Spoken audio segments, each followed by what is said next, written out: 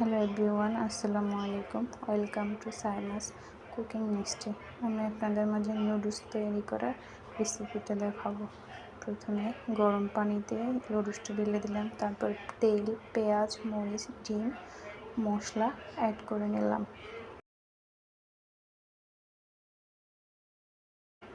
তারপর ডিমটাকে ভালোভাবে নেড়ে চেড়ে সিদ্ধ করা নুডলসটা ঢেলে দিলাম।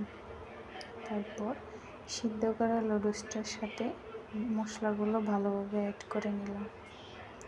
এই তো আমার নুডলস রান্না ডান।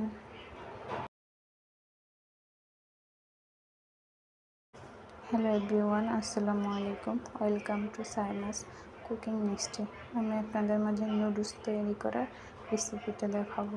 প্রথমে গরম পানিতে নুডলসটা ঢেলে দিলাম, তারপর তেল, পেঁয়াজ, মরিচ, ডিম, মশলা অ্যাড করে নিলাম।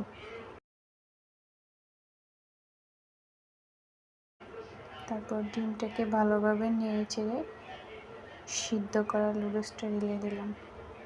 তারপর সিদ্ধ করা নুডলসটার সাথে মশলাগুলো ভালোভাবে অ্যাড করে নিলাম।